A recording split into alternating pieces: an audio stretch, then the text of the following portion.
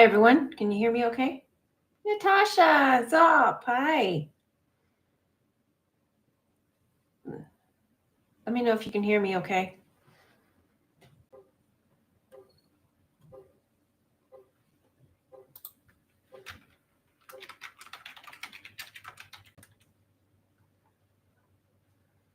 Okay, cool. Yay!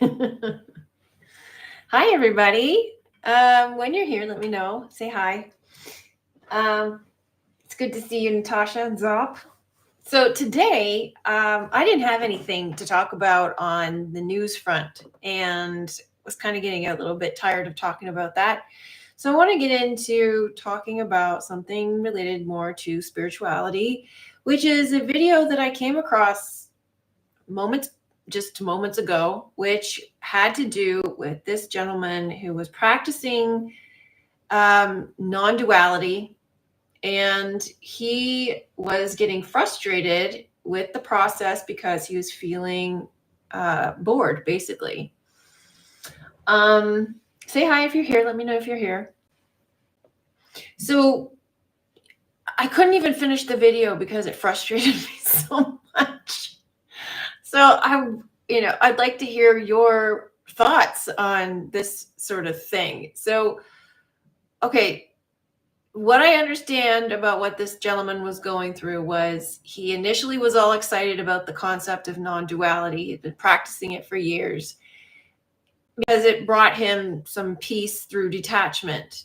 And then he kind of lost his way and went back into duality, into the world.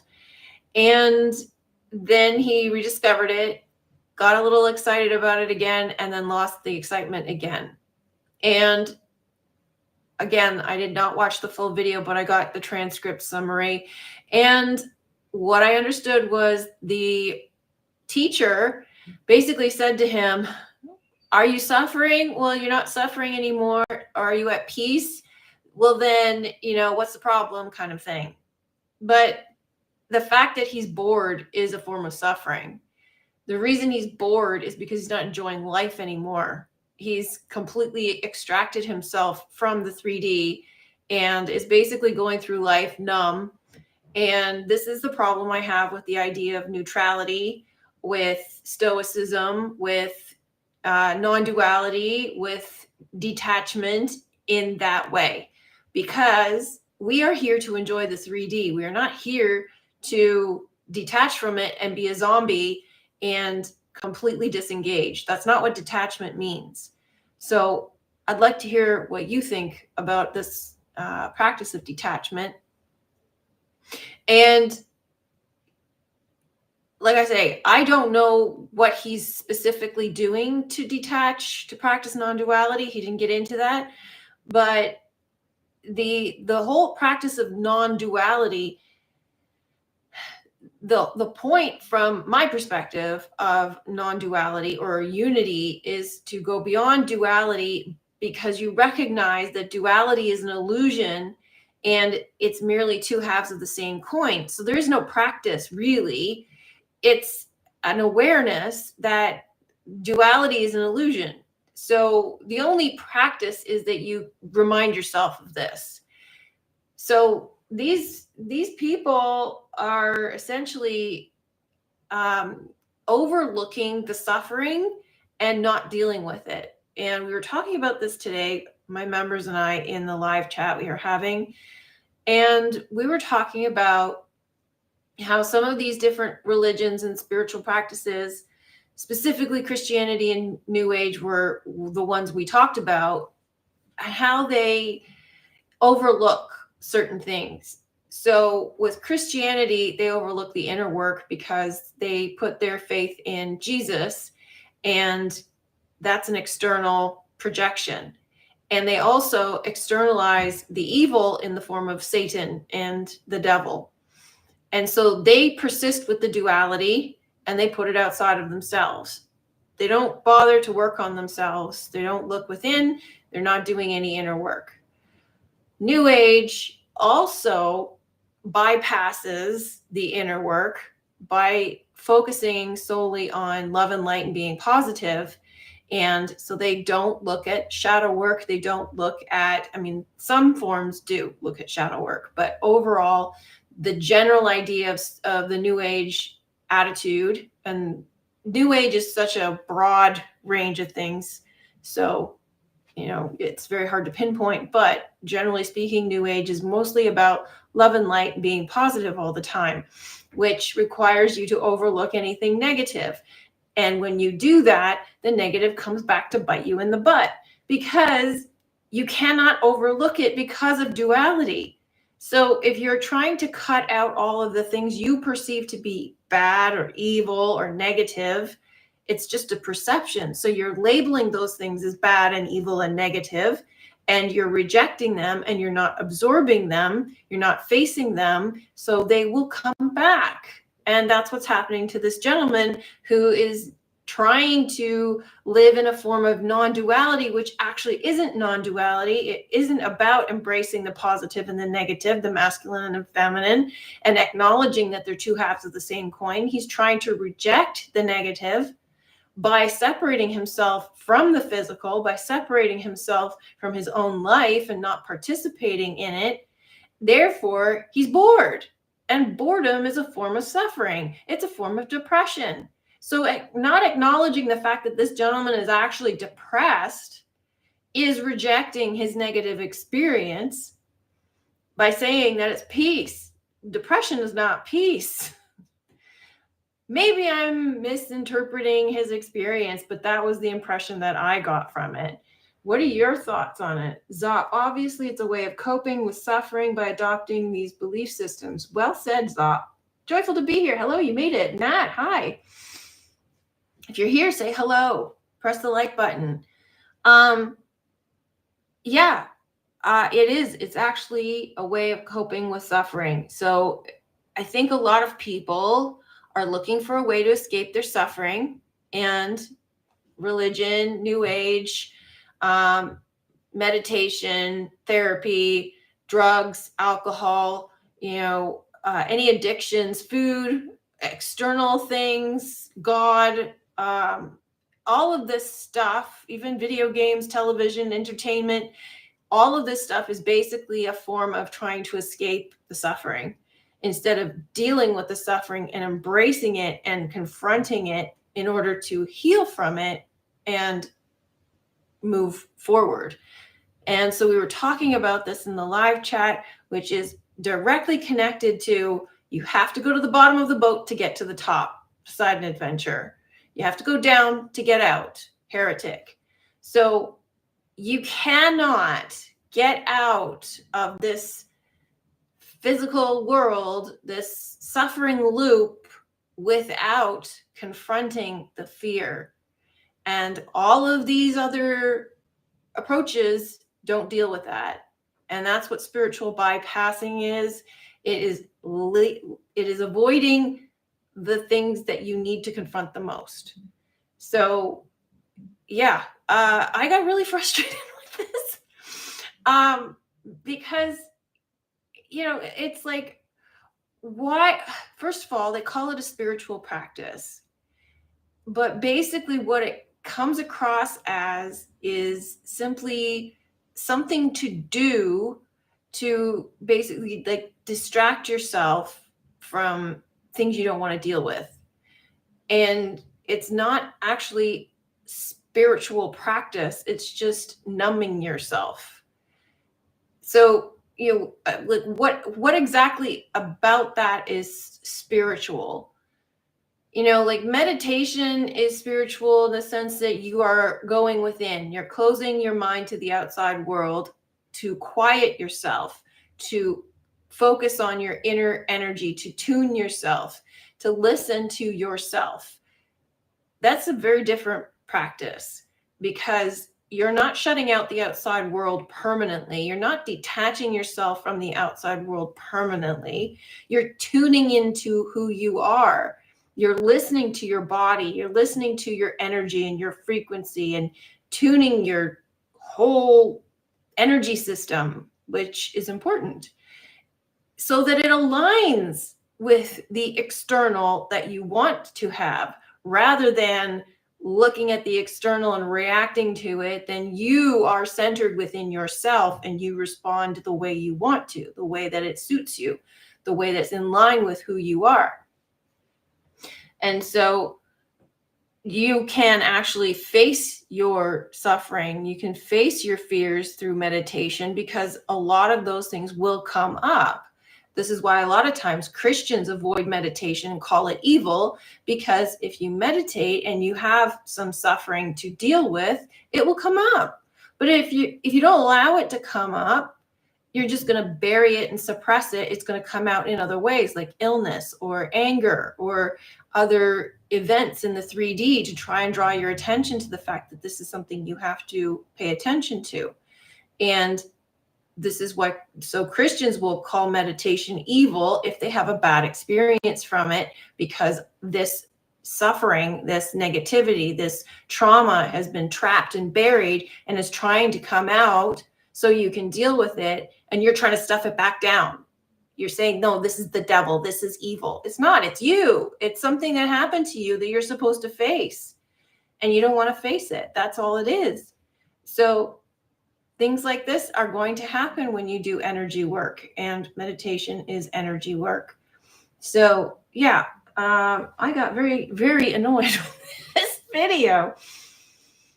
Yes, meditation is probably what these non-dualists need. I think everyone needs it in these times up. Yeah, I agree. Meditation keeps you focused, keeps you centered. You want to be centered. You want to be centered with yourself, in touch with yourself. Know what you need, know what your body needs. What's it saying to you? How do you feel? A lot of times, especially if we suffer from anxiety or depression, or, if we suffer from any of those so-called negative emotions that can get out of control to the point where we're taking medication for it or therapy for it, we need meditation in order to bring ourselves back in touch with ourselves, in touch with what's actually going on with ourselves. And I'm not going to talk about therapy. I have my own opinions about that. It works for some people, but I have opinions about it. But the real work is in actually confronting those fears and confronting those, because basically fears are inner demons. And that's why Christians call it demons and demonic and satanic, because they don't like to confront the bad. And so the whole alchemical process of going through what should be true non-duality is embracing the opposite, not rejecting the opposite. So the mere fact that this practice of non-duality has to do with detaching from the 3D in a sort of negative way that forces you to become bored and depressed, that's telling you that you're rejecting something and denying yourself something that you need. Your soul is craving the interactivity and the enjoyment of life. Therefore, because you're cutting yourself off of it, your soul is going to crave the opposite, which is indulgence in the 3D. So your pendulum is going to swing to the other side, which sounds like what happened to this gentleman when he first got into it, was all excited about it. Then he got back into the 3D. So the pendulum will swing to the other side because you don't have any balance. So a lot of times what these teachings are doing is they're conflating detachment from the 3D as ignoring it and not accepting it and not participating in it, not engaging with it, not getting emotional, not reacting to it. But what it actually means is, don't let it upset you. Make it what you want it to be. That's detachment. You're the one who has control over it. It doesn't have control over you.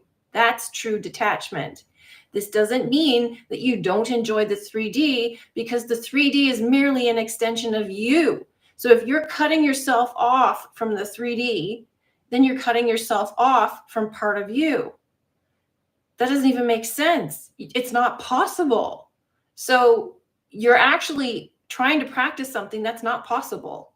The only thing that is possible is embracing the 3D, because then you dissolve the illusion that they're separate. You dissolve the illusion of duality because you know that they're just opposites of each other, and there is no division anymore, and you embrace it all. So then the 3D has no power over you, and the negativity has no power over you because you don't look at it as negative. So you don't have anything to come back at you because you've already absorbed it as a neutral thing. It's just a thing that happened. So instead of labeling it as negative or positive or something that's unwanted or something that's hateful or negative, when you do that, you give it power. When you label it as suffering, as negative, as awful, you give it power.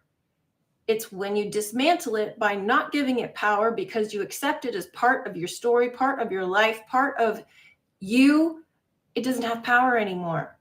So going through that process is embracing the shadow. A lot of people don't want to do that. That's what going to the bottom of the boat means.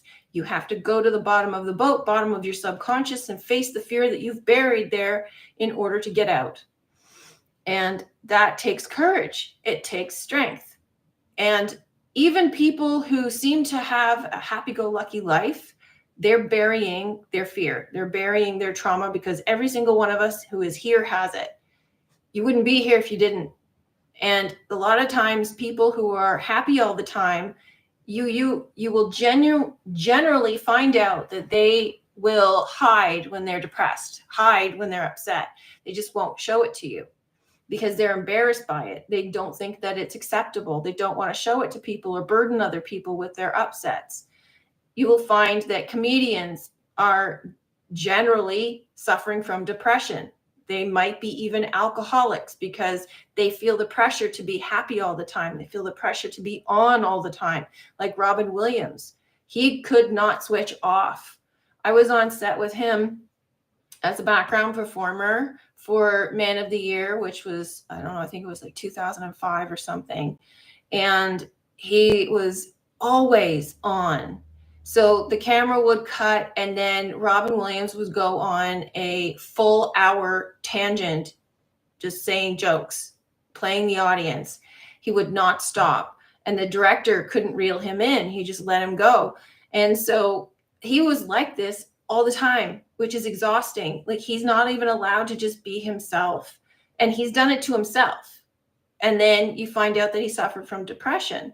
So that's because he's trying to stifle the negative. He's trying to hide the negative. You have to face it and embrace it and not be ashamed of it, not be afraid of it, not let it have power over you. Mickey Mouse, I need this today. Oh, good. Okay. Why do you need this today? Do you want to share? Anybody else have anything they want to share regarding this subject? So I saw on Twitter yesterday a tweet from someone sharing that Jesus was crucified not because he was preaching about God externally. He was crucified because he was preaching about ascension. He was telling people how to get out of the matrix. He was telling people that God was within themselves. Now, whether you believe Jesus was a real person or not, the point is that what he's saying or teaching is true. And what this person was saying about what Jesus was teaching is true. And the replies were, there was about 2 people who agreed with him. And one person said Jesus wasn't a historical figure. Everybody else was attacking him, saying we're not divine. Jesus is God, et cetera, et cetera. The Bible religious story about Jesus, and attacking this person, not even listening to what this person had to say. And the religious programming is so strong that they won't even look in the Bible for evidence where it clearly states that Jesus said, the kingdom of heaven is within you. The kingdom of God is within you. Like, he clearly says it. But if you say this to someone who is Christian, they won't look at it. They will deny it. And they will say, no, it wasn't Jesus who said that. It was the serpent. Say, well, it says clearly it was Jesus. But if you think it was the serpent, well, then that means that the serpent must be Jesus because Jesus said it. So this doesn't make sense. And so there's a lot of people who will ignore this information. And even while I'm talking, I noticed several people left the chat. So I don't know if this triggered people, but this is not an attack on Christianity. True Christianity is not about believing in Jesus. It's practicing what he was teaching. And most people do not practice what he teaches. So Mickey Mouse, oh my, he was the word. Who? What are you, I'm missing something. Nat, same here. When you said just accepting that negative things happen is just part of your journey, that comforted me. Oh, good. It is part of your journey. Like, it's important. First of all, like I say many times, we live in the 911 trauma center for a reason. And, I've gone through all the symbolism of 911, IXXI, and the reason we live in the trauma center is because twofold. The trauma creates suffering, which causes you to expand and learn and grow. And that's partly why we're here. It also gives you your story. And that's also why you're here. You need to learn from your story in order to heal so you can come out of your story and finish your story. If you don't finish your story, you will continue to come back here until you do. Then also the trauma is an awakening to show you that this doesn't make any sense. This place with all the trauma is shocking. And yet we have adapted to it as if it's normal. But that's not we. Basically, the programming has convinced us that it's normal. But when we look around, the reason that it's convinced us is, all of the characters or NPCs or whatever you want to call them that are part of the program, they all follow in suit so that they convince you that this is normal. But if you're paying attention and you are awakened or you're going to awaken, something in you looks around and says, this doesn't feel real. And it's not supposed to feel real. There's supposed to be a little bit of underlying, what's going on here? This doesn't make any sense, so that you don't stay here forever. So the 911 Trauma Center has two primary purposes, three if you want to include the story, because the trauma is what causes the story. The trauma is what you need to heal. So it's giving you the broken heart you need to heal. But it also causes you to learn and expand. So it's basically one thing in two, or two things in one. And then it also is the catalyst to wake you up, because this is not normal. We shouldn't be living in a world that is full of murder and death and war and suffering and misery and crying and, all of this negativity that we see everywhere, especially on the news every day. It's not normal. Iron Blimp, hello. I'm sure the universe threw in some street theater, at least for old J-Dog. I'm confused. Who's J-Dog? What are you doing? Oh, Jesus? I'm sure he did. I'm sure, yeah. Zop, is ego death too harsh a statement when referring to confronting the ego? Is making peace with it a better perspective, like being in observer mode and watching the ego to transcend it? It's a very good question, Zop. Thanks for asking. I don't like the term killing the ego, because I don't see it as that. I don't even see that that's not even possible, because you need the ego to exist here. The ego serves a purpose and has a function for you to interact with the world, because there's so much here at once. The ego is what filters out your experience so that you can make sense of it. So that's the true purpose for the ego. But the ego believed the 3D was real and started to take over and function as the higher self, as God, right? The God over you. So you believe that the 3D is real because the ego tells you so. And the ego is full of negativity and fear because we live in the 911 trauma center. So it's triggered by all of the suffering and pain. But the 911 trauma center was also created by the ego. So that's the problem with the ego. Now, some spiritual practices, they'll tell you that you have to kill the ego. but you don't. You can't. It's impossible. You can't kill the ego. The ego is what creates your individuality, it creates your personality, and that's here for a reason. So we're not supposed to reject it. You're supposed to embrace it. You're supposed to figure out who you really are and embrace who you really are. So otherwise, we'd all be the same. There'd be no point in having anybody here because we'd all just be one. We are connected, but the individuality matters. It says in the Bible, you are individual and you are part of the whole. You're part of Christ. So the individuality is important because your individual point of perception is what contributes to the whole. All of us have a different experience, a unique experience that helps expand consciousness.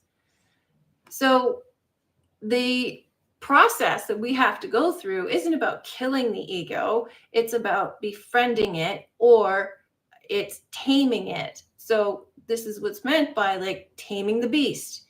So when you tame it, you dominate it. It no longer controls you. You're not dominated by fear anymore. You are the one who is in control. And that happens as well when you take control over the 3D. You don't let the 3D dominate you. You're no longer in fear of the 3D, of external circumstances being more powerful than you, of anything external being more powerful than you. And yes, there's going to be some sort of back and forth where you might wobble from time to time when you forget and you fall prey to the 3D and think that it's real, but then you just remind yourself, oh no, it's not real. But yeah, like the ego is, when it's tamed, you've overcome the fear. And so that's basically all it is. You just overcome the fear. You dominate that fear mind, that lower consciousness.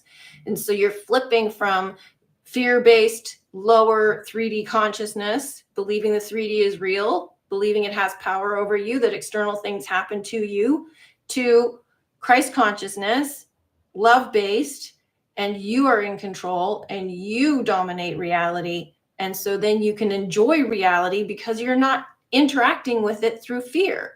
And this is what the whole discussion was missing, this non-duality discussion, because basically they're just rejecting the ego part, and they're trying to make it the enemy, and you can't do that. So a lot of times too, with like the idea of trying to kill the ego, you're making it an enemy, and that's not going to help you. So you don't want to go to war with your ego. You don't want to fight your ego. You want to befriend it. It's on your side. It's trying to protect you, but it does it through fear. So it's keeping you from being your true self. So if you tame it and you get it on your side and you say, look, there's nothing to be afraid of. The only thing that's causing this fear is you. So stop it. Then you can tame it and get it on your side. And that is embracing the ego and making friends with it. It's not like there's nothing to be afraid of from the ego. It's there to help you. It's there to protect you. It was created for a reason, because this world is scary, because we made it scary. We made it scary because it's a world without true love. And so we have to return to true love. That's the whole point of the story. It's the whole point of being here.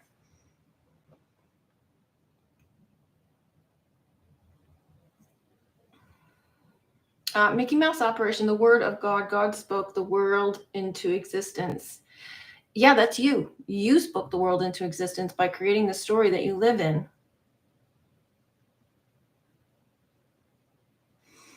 Joyful to be here. Pain is unavoidable. Suffering is optional. How you perceive things that are painful is what creates suffering.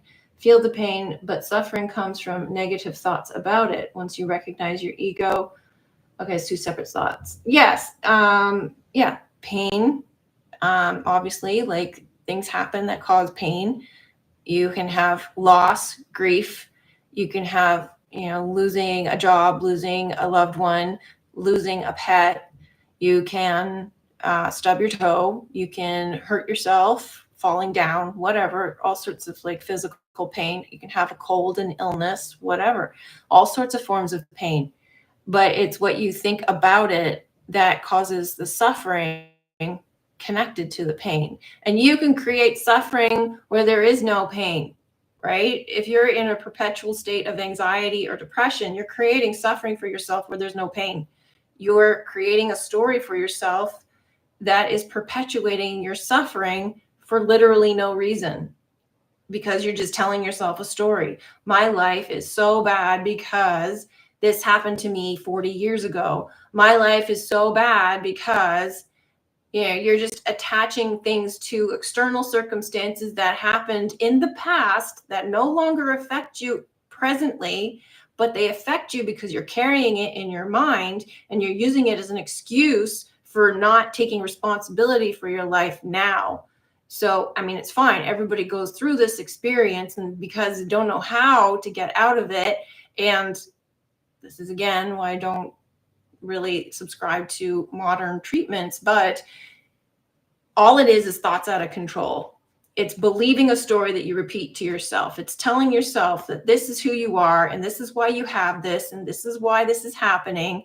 And you have to stop telling that story to yourself in order to get out of it. So if you're continuing to tell yourself, I have anxiety, you are going to continue to have anxiety because you identify as a person who has anxiety. Therefore, you create it. And then you create circumstances that perpetuate that feeling of anxiety. So if you want to get out of it, you have to stop telling yourself that you have anxiety. Stop focusing on things that create anxiety. Get to the heart of the reason of why you're having this anxiety, because the anxiety is attached to something that you're afraid is going to happen. And where's that fear coming from? Which is why you need to go to the bottom of the boat, figure out what's causing this. Where is this coming from? What are you really afraid of? If you don't deal with it, if you don't shine a light on it, and that's really all it takes, acknowledgement, shine a light on it, realize that it is an illusion, that you are scaring yourself, then you can let it go. So all of these things is just a story you tell yourself that you perpetuate. And this is the reason for my suffering. This is the reason why things don't work out for me. This is the reason why my life sucks, right? So yeah, a lot of suffering is created out of nothing.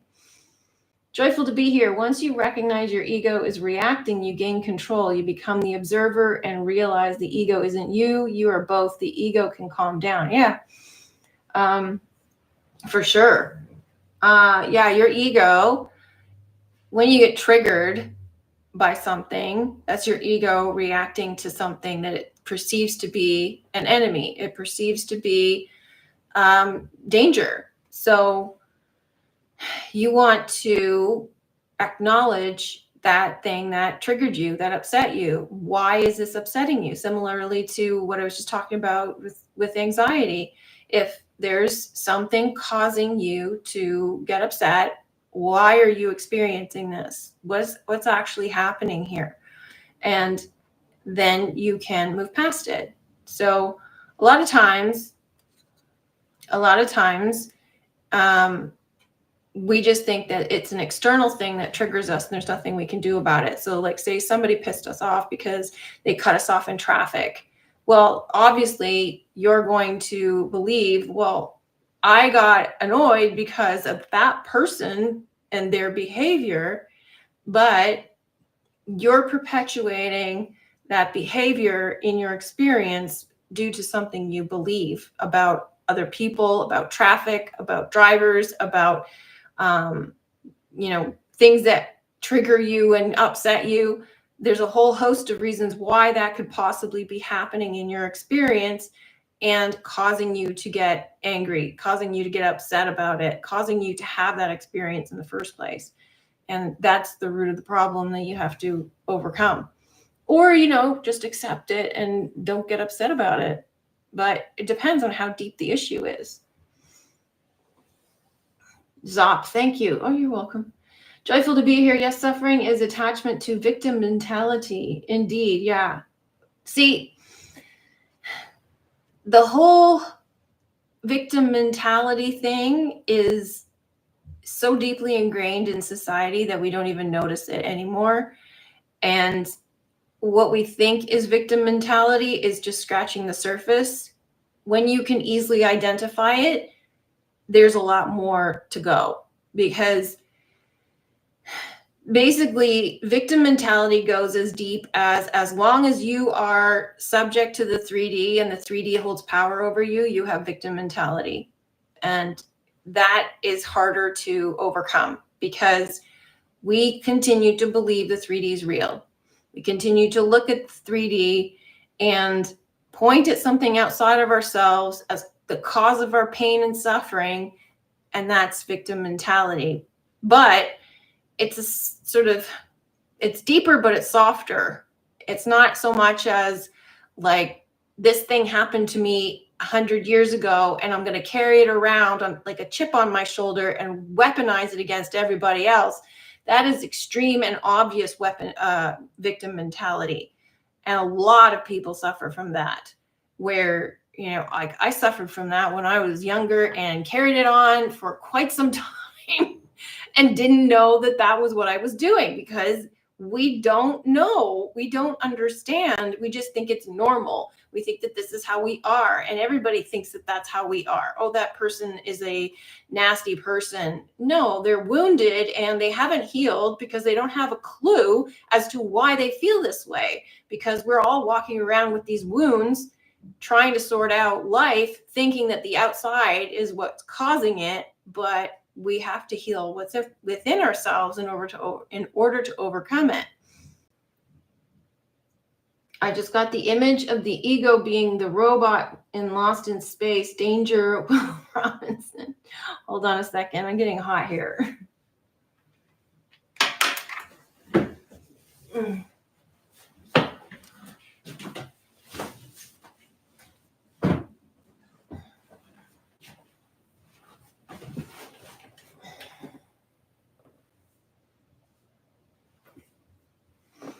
It's better. Okay. Yeah, I'm not familiar with Lost in Space, but yeah, I'm sure that's the same thing. It's like in Severance, they have these two cards, and one is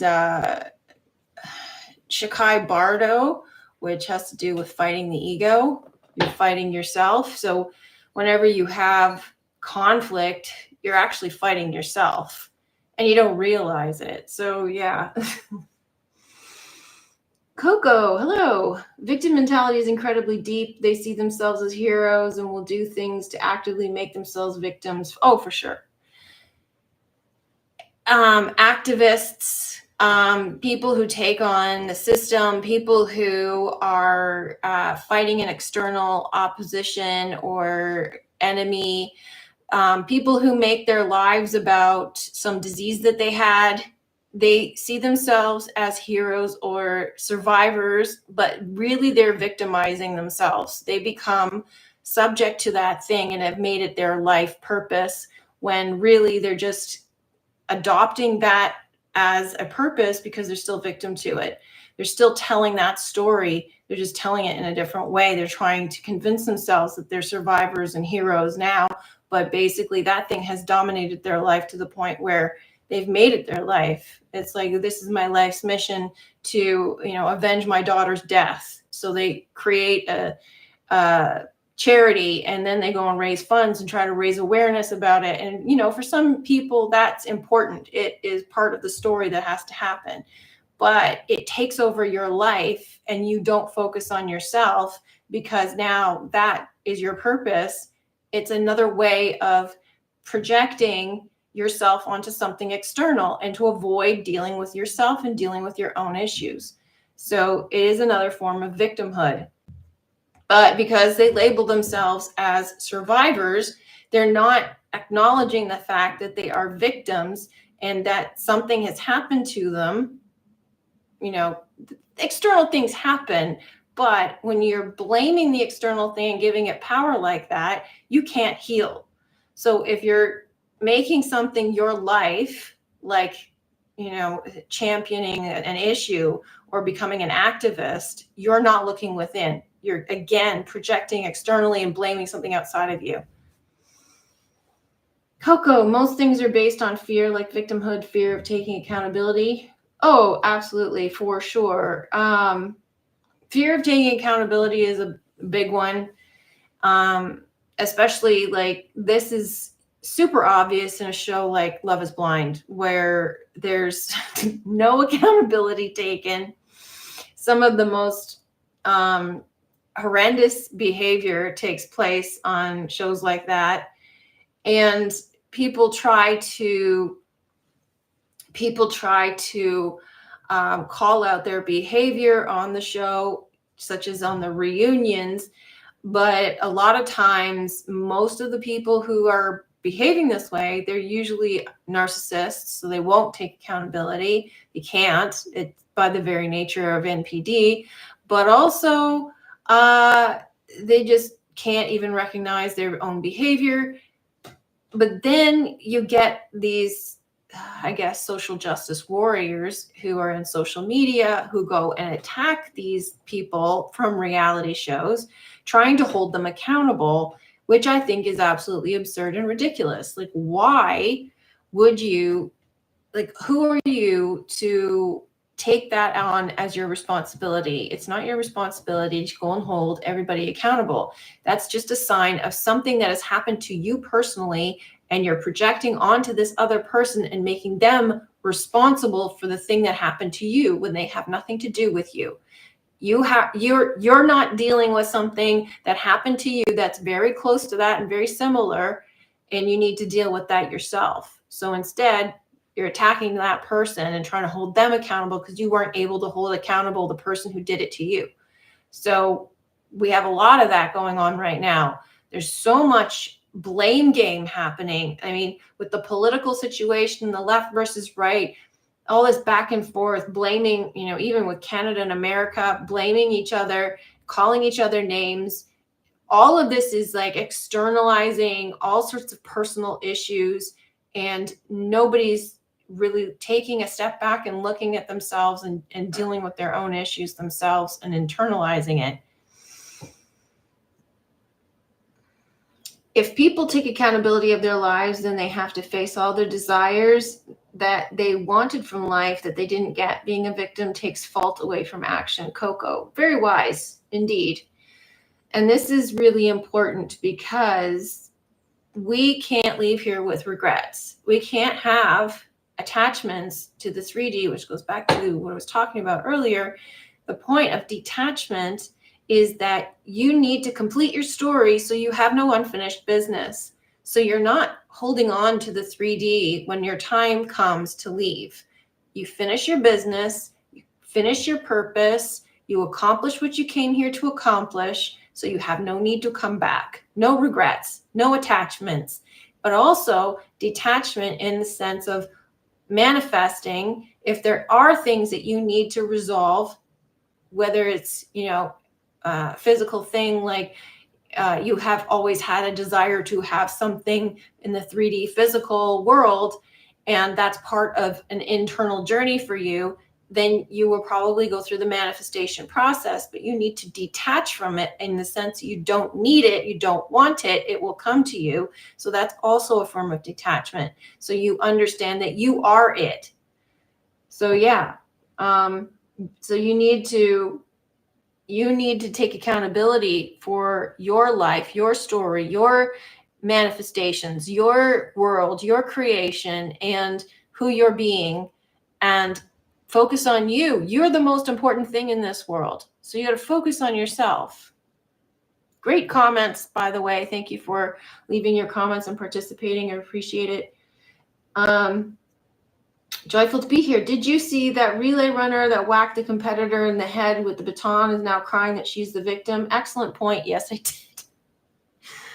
Whoa. I mean, that is just something, is it not? I mean, goodness gracious. So if you haven't seen it, this alleged teenager, she doesn't look like a teenager, but she's a teenager who is in high school running a relay race.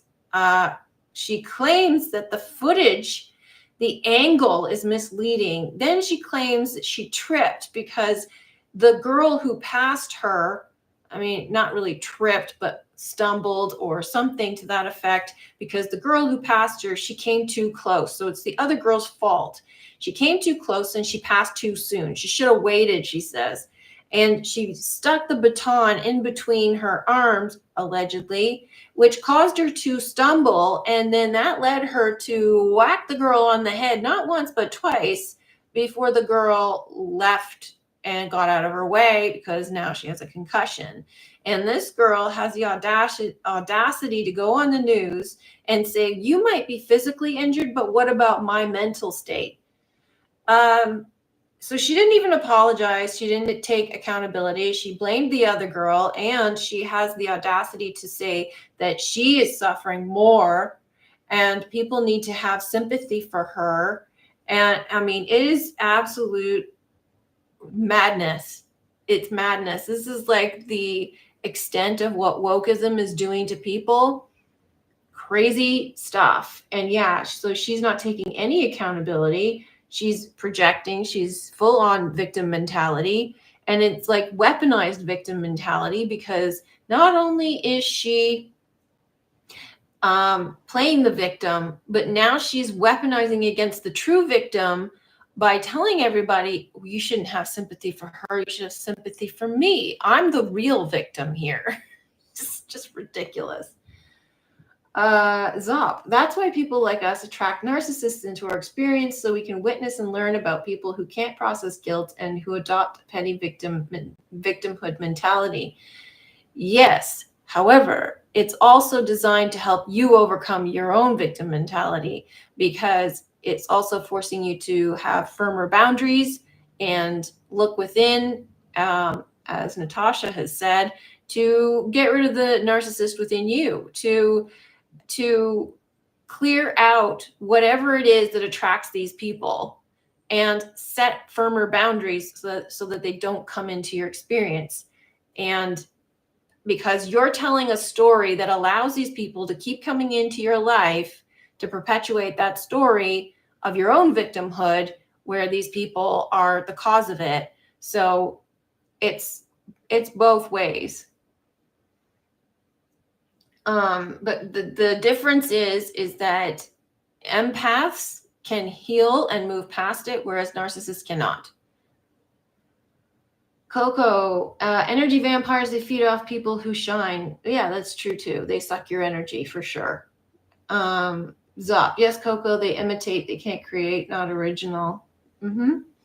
Joyful to be here. Being a victim takes away fault from inaction as well. We usually regret more the things in life we don't do than those we do. 100%, absolutely. Joyful to be here. Yeah.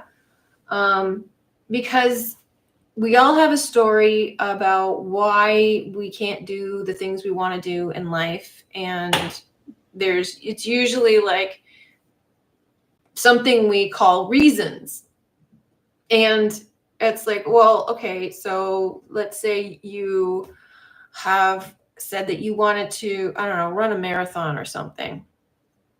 And this is your life's ambition. And you don't even run, right? Like, I mean, I know it sounds ridiculous, but there's people I have encountered in life where they have this grand ambition, but they don't even practice the one thing that's going to get them there. So it's like, okay, well, this is your life's dream, right? Why aren't you even practicing the thing that's going to get you there? Why aren't you even a runner? So if being in a marathon is your life's dream, why aren't you doing it? There's certain things that, okay, might be a little bit harder to do, but if you're not even taking steps to get there at all, what are you doing? You know, like I ran a writer's group years ago, and this guy was calling himself a poet. And I said, oh, that's great. Okay, so share some of your poetry. He's like, oh, I don't have any. I haven't started writing yet. How do you call yourself a poet if you don't write anything? And I said, well, what do you do? He's like, oh, I'm unemployed. Okay, so you have nothing but time, but you're not writing, and you call yourself a poet. Like, what? You can't call yourself a poet if you don't write poetry. You can't call yourself a runner if you don't run. So if you know, it's kind of like I identify as a runner, but I don't run. You can't. You're not running. You're not running. You're not a runner.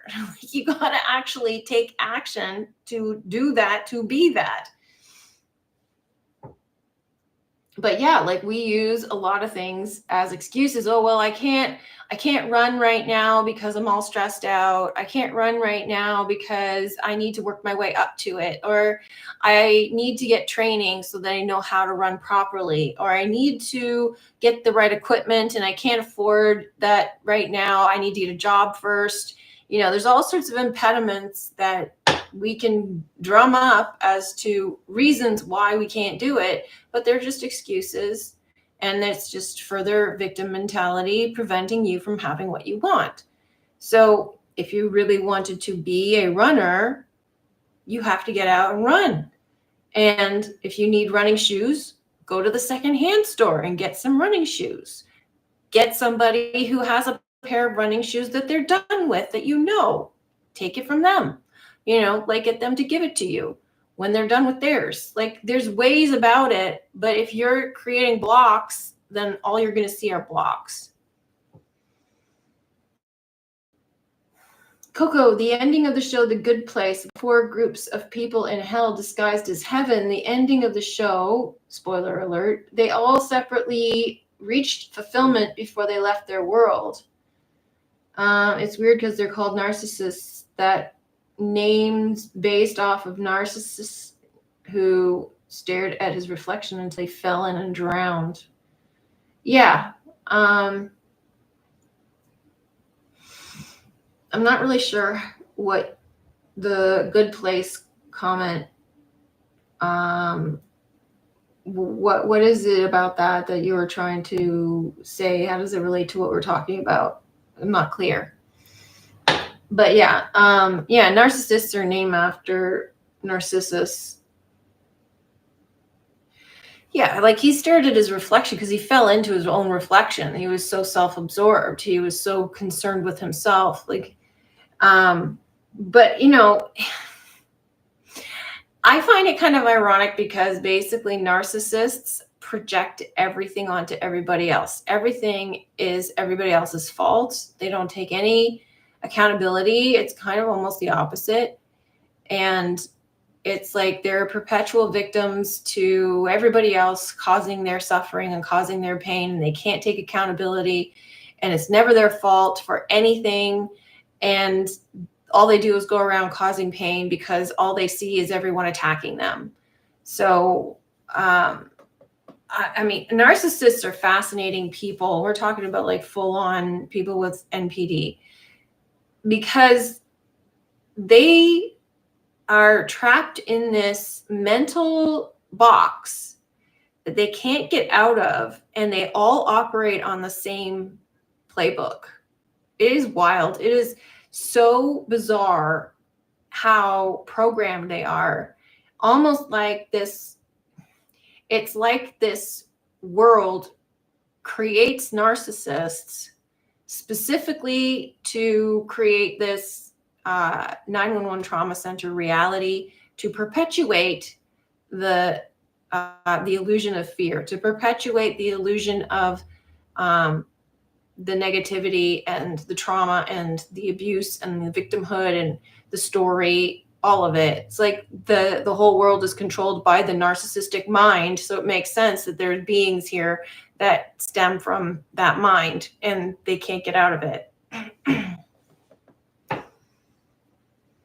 Narcissists also depend on people. They need to control and put on a fake persona to feel loved, despite it never working because they're not authentic. Yeah. I mean, yeah, like I think too, like narcissists depending on people, which is kind of why they gravitate towards codependence, is because they can't be on their own. They can't stand listening to themselves. They cannot go within. So they don't want to be alone with their thoughts. They don't want to be introspective and face their fears, but they also thrive off of other people's energy. So, you know how we have introverts and extroverts. Extroverts thrive off of other people's energy, but that doesn't mean that they're narcissists. So it's interesting how we have all of these like subtle differences between all these like traits that people can possess, and yet it sort of creates the illusion that they could be narcissists. So you have a harder time detecting the narcissist. You have to have a hard time detecting them. Otherwise, this illusion wouldn't be real, like realistic enough to believe it. Joyful to be here. Agreed. Do what brings you joy and be in that joy. Don't wait for external permission, validation, or appreciation. Yeah, exactly. And then, you know, like, even if, like, let's say you want to be a musician and get paid for it, there's a variety of ways that you can be a paid musician. It doesn't have to look a certain way. So as long as you get to live your dream and do it the way you want to do it, then that's what should matter. But a lot of people get caught up in what it should look like, and they think that if they don't get that form of success, they failed. So people will give up, and or they think that they can't do it because they don't have the time, or they have to give up to have a sensible job or sensible career.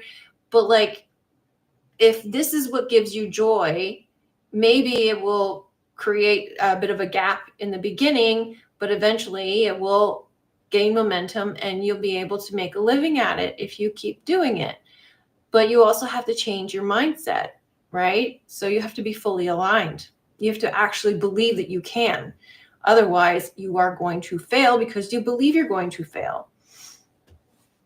But like, you could be a music teacher, and if you're, say, a gifted guitarist, you get to play music every day. So you might be able to teach your students how to play guitar and get to play guitar for your students, and create a band or a choir or something, and you get to accompany them with your guitar.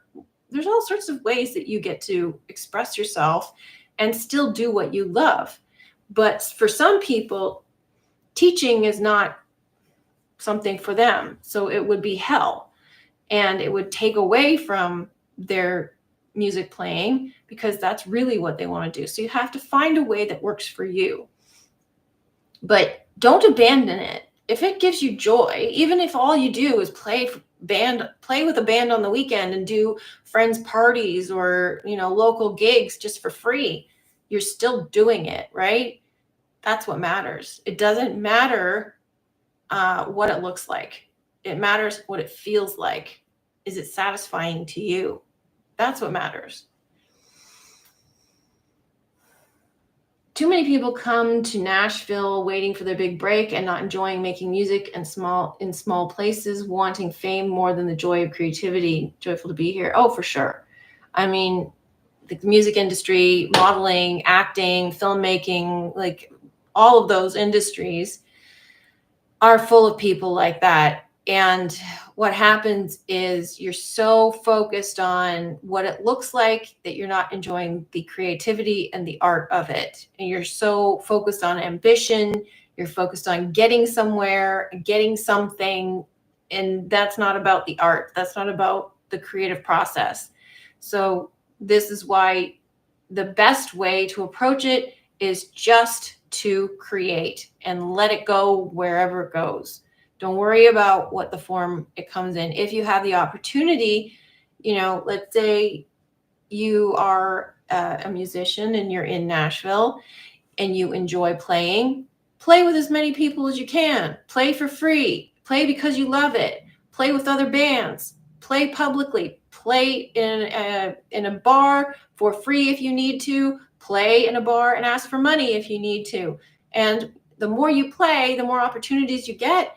Maybe somebody walks in and they're from a record company. Maybe they don't. Who cares? As long as you're playing and you're enjoying yourself, just do what you enjoy, and the opportunities will present themselves if that's something you're attuned to. But don't like force yourself or force it or try to make it happen before it's time, because that just creates suffering. You want to stay in the zone of enjoyment.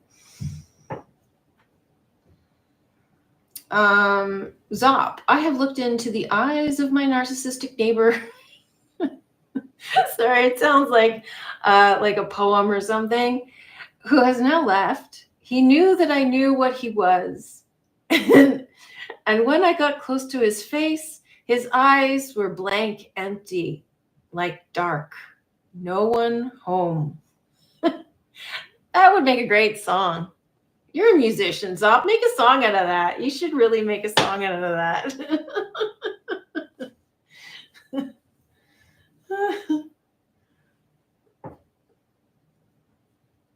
Yeah, there's no one home. I mean, some narcissists are worse than others. Like, there are some narcissists I have seen who are like that. There's nothing there and they reek of evil. I mean, I thought I was staring the devil in the face. That's how bad they were. And they had no empathy. They were nasty as all get out and didn't give a crap about anybody, not even themselves. And, people say narcissists are in love with themselves. They're not. They hate themselves. They're self-loathing. That's why there's nothing in there. So, but yeah, there's degrees of narcissism, obviously. So yeah, like depending on how bad they are, like this one is the worst I've ever come across. And it was like looking into the pits of hell, looking into this person's eyes. So yeah, I totally relate to what you're saying. But they're, very good deceivers. And it's just like a flash and you're just like, what did I just see? Because you don't expect to see it because you aren't it. So you're looking at it like, what the hell? What did I just see? Coco, Zop. Most player characters find it hard to look at people in the eye. Eyes are windows to the soul. I don't have a hard time looking people in the eye. I have a hard time looking at them in the eye for a long time at once. But yeah, I do think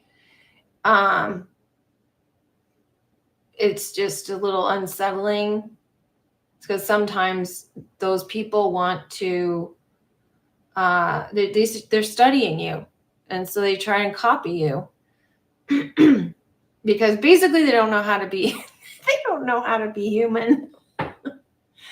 Well, if they don't have empathy, they have to copy your empathy. So they're studying you to come across as more normal or human or empathetic or, like caring. And they know that something isn't right. So that they try to compensate for that. Here's a tell.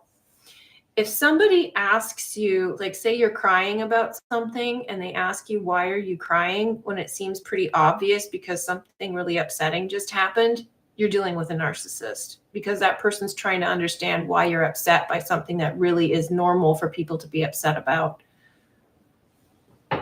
Iron Blimp, I'm a caretaker of a beautiful island. I'm good for the next 20 years or so. Well, it sounds good. You got room for more? Joyful to be here. Happiness really is about being in the present moment. Yeah, good point.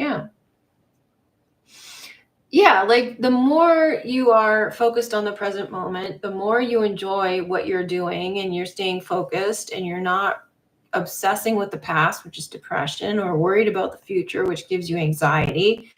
You're focused on the now moment, the more you're in the zone and you can enjoy yourself, and that gives you happiness. But happiness, again, is wavering.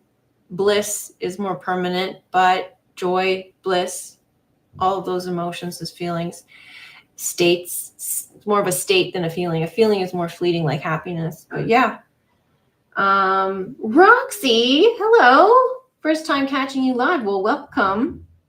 We'll keep talking for a little bit just because you're here. How's that? You got something you want to add to the conversation?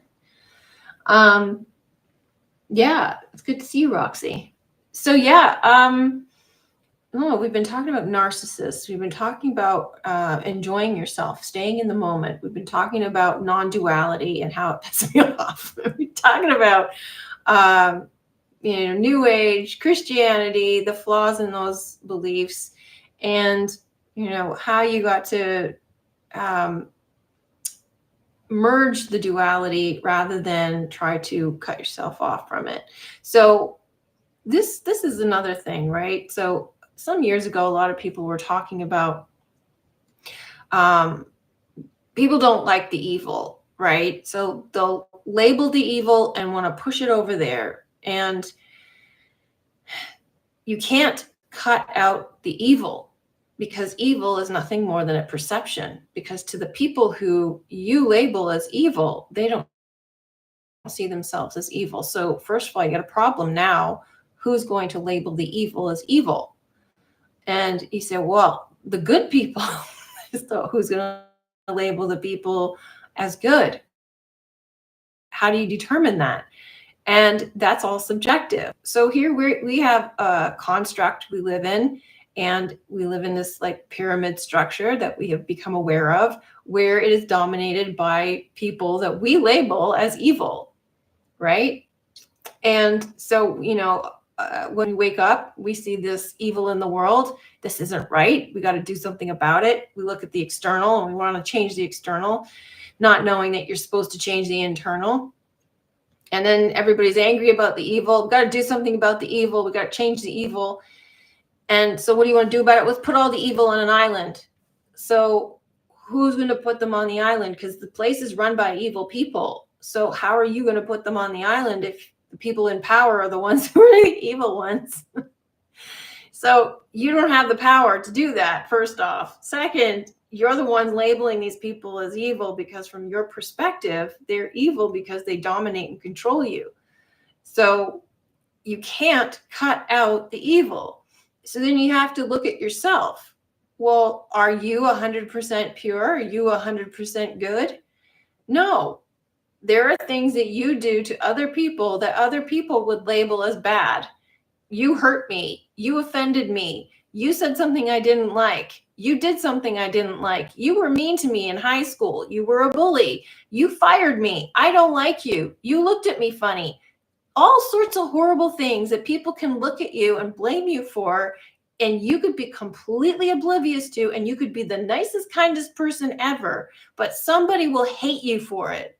So there are people who are sweet as pie, and there are hate pages over them.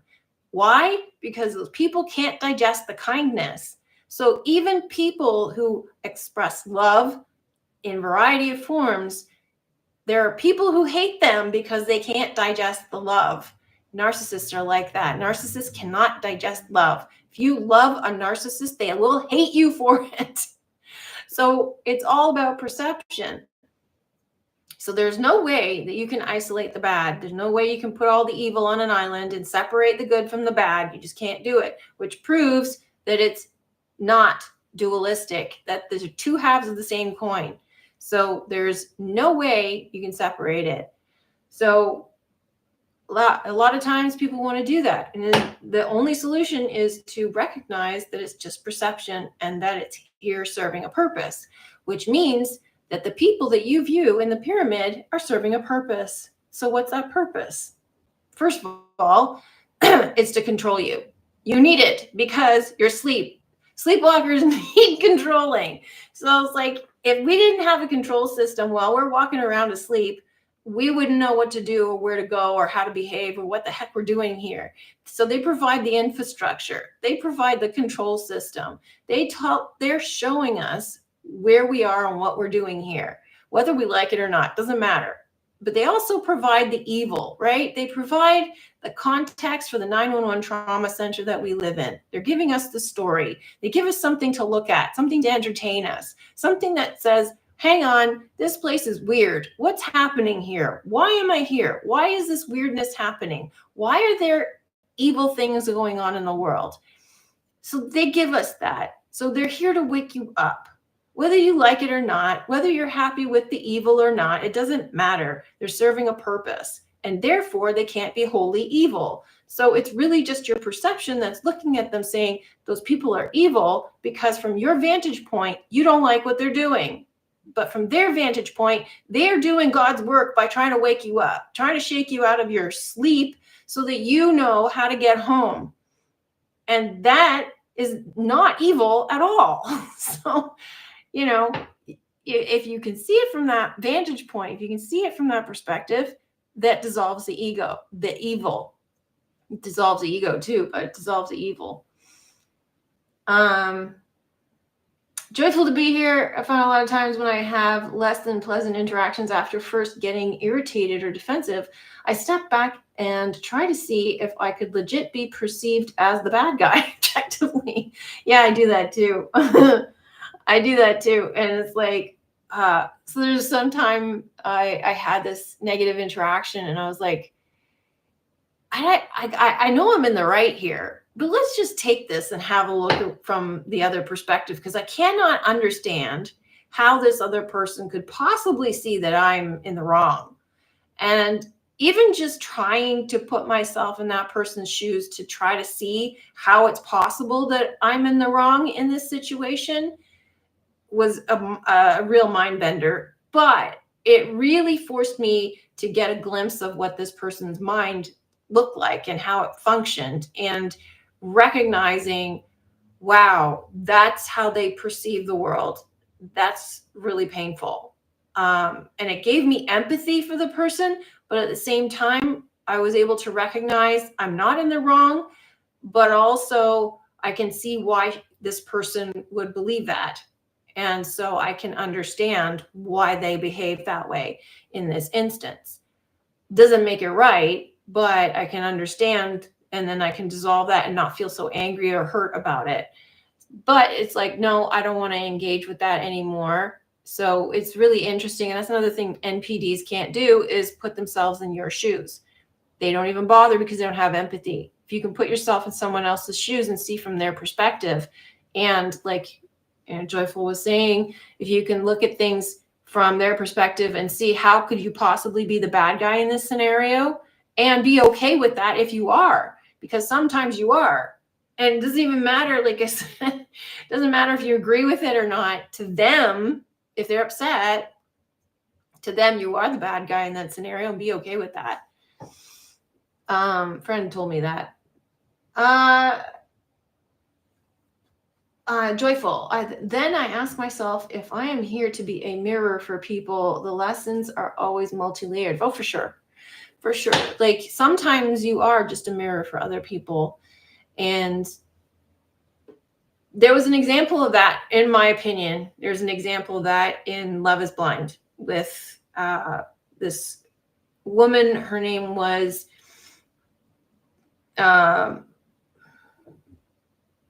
Madison. A lot of people hated her. And the reason they hate her is because she was telling the truth. The reason they hate her is because she's super confident. She's in her God power. She doesn't have control over it yet, but she's in her God power. And that's why they hate her. They hate her because she's a mirror to them of what they're afraid of. They're afraid of the truth. They're afraid of speaking out. They're afraid of being bold like she is. And that's why they hate her. And this is why people hate Donald Trump. Donald Trump is a mirror. And people hate him because he's outspoken. He speaks his mind. He speaks the truth. And people are not used to that. People don't like it. So if you are like that, then you're a mirror for people to look at themselves, because they're lying to themselves about who they are, and they're lying to themselves about a whole lot of things. But for the most part, they're dimming their light, and they are terrified of letting it shine. And people like Madison and Donald Trump are letting their light shine. They're not afraid of it. I mean, Madison has issues, don't get me wrong, but that light is powerful with her. So that's what I see. And there are a lot of people who are like that, where they have this exuberance and this confidence that people are drawn to, and they love it when you shine your light on them, and they will suck it up. Narcissists love it. They will suck it up. And when she takes her light away, they can't stand it. And then they lash out. They hate it. And if you're one of those people and you give someone your attention, and then when you take it away and they attack you, that's why. Because they're feeding off of your light, and they recognize that light within you, and they don't have the confidence or the ability to let their own light shine. So they want to suck it off of you. And then when you take it away, they hate you because they need that light. And they don't have access to it, or they don't allow it, or they don't have it. And that's why narcissists hate when you give them attention and then you take it away.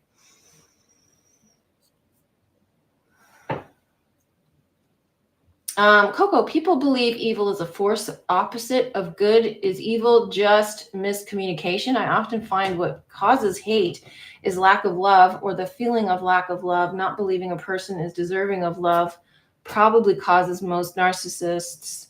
For example, if you don't feel attractive, you will believe that the world made attractive people more qualified to match the world than you. Or if you don't get enough attention, then the world deems other people more worthy of time. This adding up. Let me see if I can summarize that. So I wouldn't really say that that's evil, though, but I can understand like that's like an opposition, right? So like if you look at the world as having two forces, you've got the two forces of the sine wave, electricity and magnetism, the polarities, the red and the blue, black and white, that sort of thing. But like that doesn't really sound like evil to me, but you can sort of make an enemy out of someone like that for possessing something that you lack, being envious of them, but you're making the enemy out of them. You could also befriend them and see them as an example of something that you can have. But if you believe that the world made attractive people more qualified to match the world than you, yeah, that's like envy or jealousy. So basically you're projecting your hatred or envy onto them and making them evil, but basically it's your envy and your hatred that's within you that is the problem. So it's not like, yeah, it sounds like a lot of people see evil as like an external force that is embodied by certain people. Like they're either all evil or all good, which is not the case. That's not even a thing. Nobody is all good or all evil. And, you know, you look at the gods in mythology, all of them embody both good and evil, or good and like positive and negative traits. But it's only because you perceive those traits to be positive and negative that you will see it that way. So let's say like one of the gods is embodying love and war. Well, how's that possible? How can you embody both love and war? They seem at odds with each other. But if you recognize that they're two halves of the same, two faces of the same coin, then that's why. Because, you know, you're giving love, you take it away, it causes a war. Because people resent it, then that would be creating the love and the war. So the lack of the love creates the war, and the giving of the love is the love. So, you know, it depends on how you look at it. But yeah, like the idea that evil is like a thing outside of you, you know, like God is a thing outside of you, and Satan and the devil's a thing outside of you, and there's like demons and everything, and they're all like purely evil, and they're just out there and they'll attack you. And, you know, it's like this sort of external evil entity that's there to cause problems. And you know, like that's a really weird way of looking at things, but people do see things that way. Yeah. Joyful, love this quote from Doctor Who: when you wake up, I'll be a story in your head, but that's okay. We're all stories in the end. Just make it a good one, eh? Because it is the best. Yeah, that's really beautiful. Natasha, this is all very hitting home with me. Great discussion. Thank you. Thanks, Natasha. I'm glad it's a good discussion for you. I'm enjoying it. I think this is a good discussion. When you wake up, I'll be a story in your head. Well, yeah, because we're all stories. I like that. Some of the very best stories are redemption stories. Well, we're all here to have our redemption story, aren't we? So we're all here to overcome something. We wouldn't be here otherwise. So yeah. But yeah, like if you're looking at things outside of yourself as evil, you're not recognizing what's within yourself, and you're sort of externalizing it and giving it power. Again, you're giving it power. Evolvement, hello, welcome. Lots of members here today. So yeah. Any further comments or questions about what we've been talking about? Good and evil and spirituality, some of the traps you can fall into, the duality, merging duality, living your dream, victim mentality, narcissists, all that stuff. Anybody else got anything you want to share? Zop, are you writing that song? I want to hear it. I want to hear that song about your neighbor. So yeah, if you're enjoying this chat, give it a thumbs up so that we can get the algorithm going. Really appreciate your comments and your thumbs up. By the way, thank you so much for participating in the poll. If you participated in it, it's very helpful for me to understand where people are at, and if there's any blocks I can help people with. Sometimes I can't, but I just want to get a better understanding of where people are at and things I can talk about, things you want to talk about, because I want to have more interaction and engagement to understand where you're at, what's going on with you, how do we connect.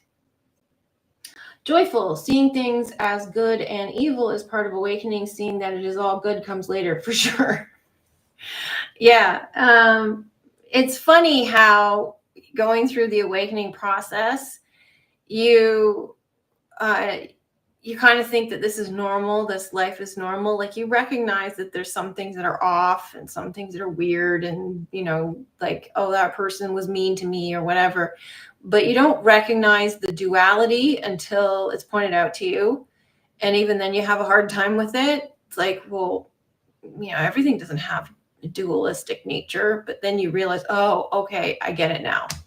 And then when you get it, you realize, well, hold on a second. Duality is also an illusion. And even though I see the duality, I also see that it's just a reflection or a part of something else. So there's a counterbalance at play, and it has to be that way. Otherwise, it wouldn't exist. So yeah, once you recognize the duality, you also merge the two.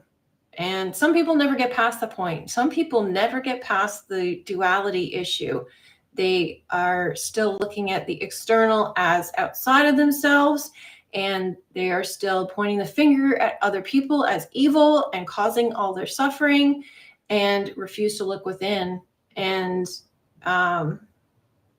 you start out a warrior, move to observer, creator, counselor, for sure. Yeah.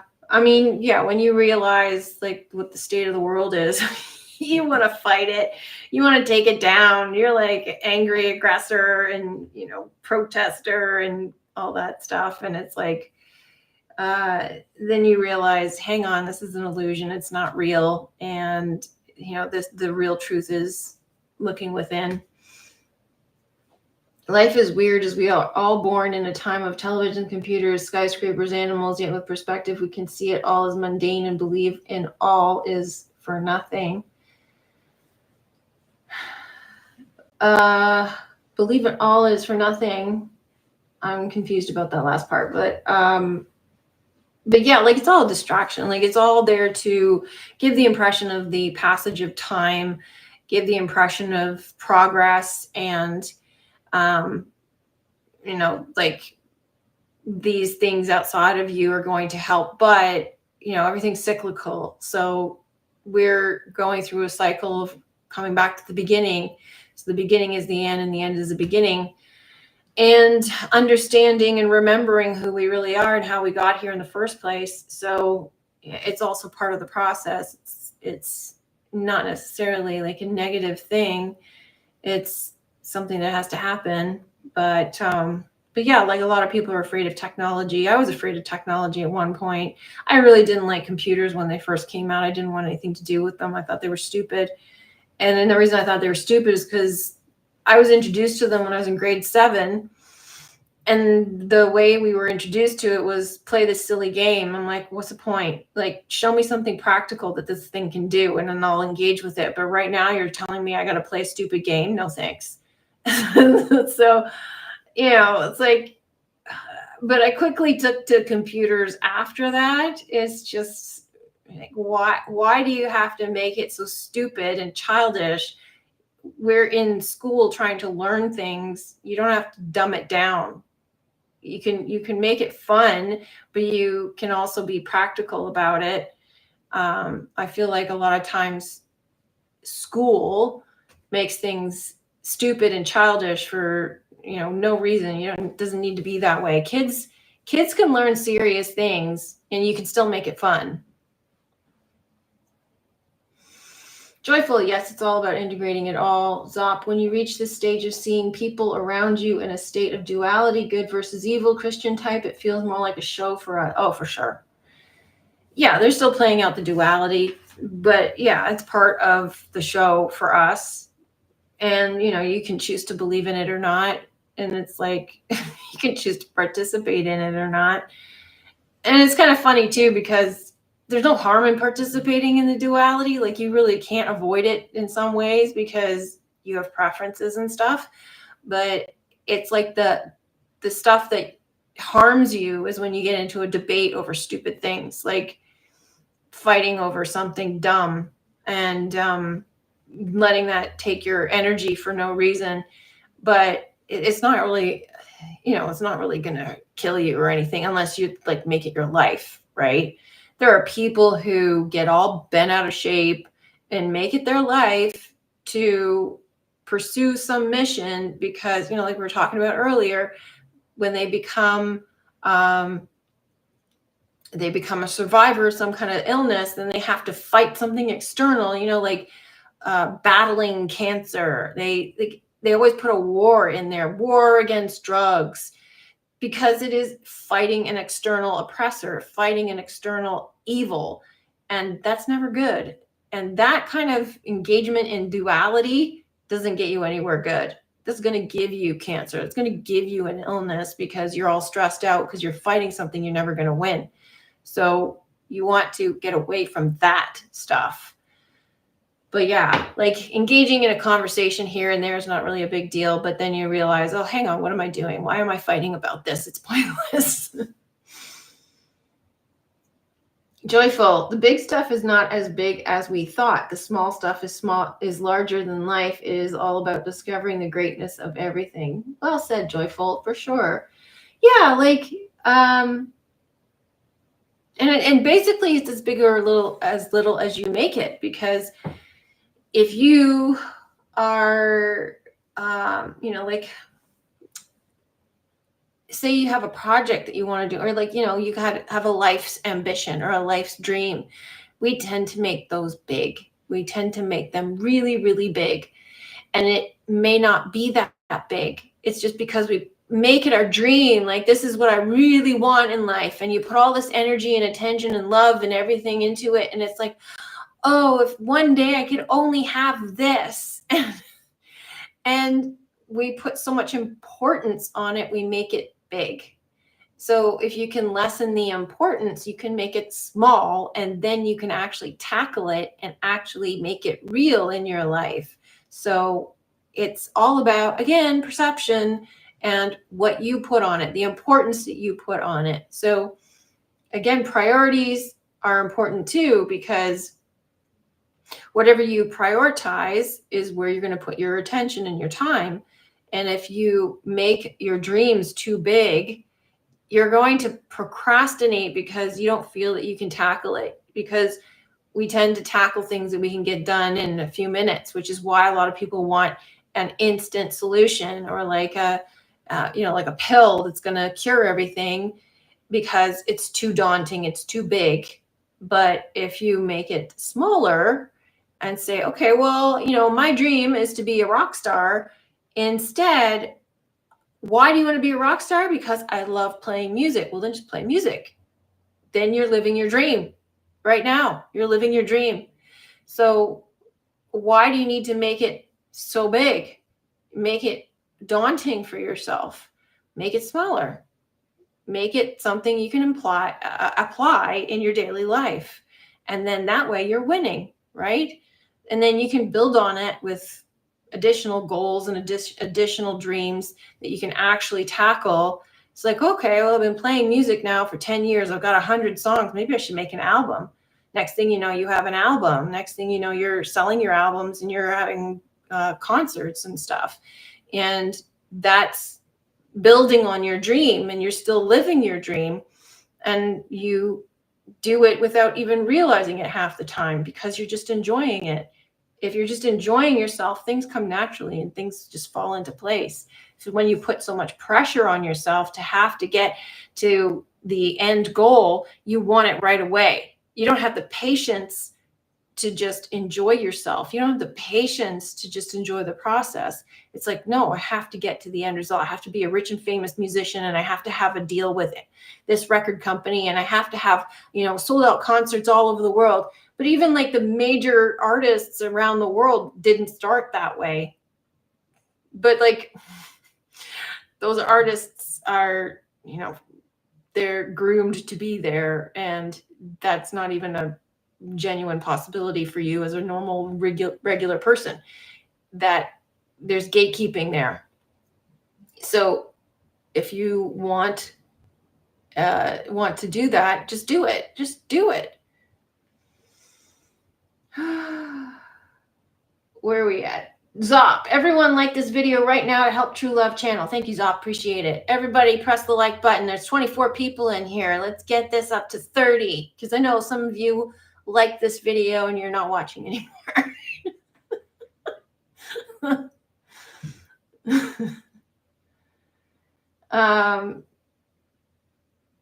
Joyful, many tribal warriors online turning against one another these days. Really? Can you elaborate on that? Because I want to hear, what's the gossip? What's happening? What's going on? Why are tribal warriors fighting each other on the internet? Coco, it reminds me of the Pixar movie Soul. The main character kept trying to find their purpose, which he believed was a spark, which was music, yet he gets told a spark isn't a purpose. Yeah, I remember that movie. In the movie Soul, the main character wanted to be a famous musician, but becomes a music teacher instead. Make music to make music. Thanks, P. Yeah, for sure. Like, I forget what the outcome was, but that guy was, he was depressed about being a music teacher, and he wanted to be a famous musician, and he got his like big break, and then I think he died on the way. And he was like trying desperately to get back to Earth to try to get to the gig. And yeah, that was the whole thing but like, it's part of your expression, right? It's like a spark is not a purpose. I don't think they really explain that very well to my satisfaction. If I recall accurately, I don't remember, but do you remember how they explained what the spark is? Because if spark is not your purpose, what is it? Hey, we got 14 likes from 12. I think we can do better than that. I think we can do better than that. Come on, like this video. Making music purely comes from the joy of making the art. Being on the stage and fame is just the fruit of the labor, writing good music. Oh, for sure. I mean, it's part of it. Okay, so the performance aspect of music is about sharing, right? It's just like me talking to you right now, and me sharing my videos with you. The loop is not complete until I have shared it with you. And part of that completion is hearing what you have to say, getting comments, likes, whatever. You don't want to be contingent on that. You don't want your validation dependent on what other people say about your work or what people say or don't say. And that's part of the process too. But it's closing the loop on your performance, because You can paint all you want in your home and not share it with people if that's okay with you, but showing it to people is another form of expression and communication and getting engagement with other people and getting feedback or getting even approval or validation or praise or fame or what have you is part of the process, but it's all part of the process you must go through to detach from needing it, right? So you have to make sure that you're creating the art for yourself to satisfy yourself. And if you can satisfy yourself and others in the process, so much the better. But you're not doing it to please other people, and you're primarily doing it to please yourself as an expression of who you really are, as an expression of love and your authentic self. Otherwise, you're doing it for the wrong reasons. And that's, if being a musician is part of your process, then like part of your purpose, then that's the reason why you were given that gift. You were given that gift to try to fulfill your creative process without validation, to be true to yourself. P, hit the like button and stop fronting. Thanks, P. Are you a musician too? Coco, the spark was just what you like to do. The purpose was more so the experience of life, the connections, etc. Cool. Okay. Yeah. I don't know if I remember that or I missed it, but appreciate it. You get it? Yeah. Thanks, up. PM 40, done music my whole life. It became my therapy. No money, fame needed. Hey, thanks, P. I thought you had to be a musician the way you're talking.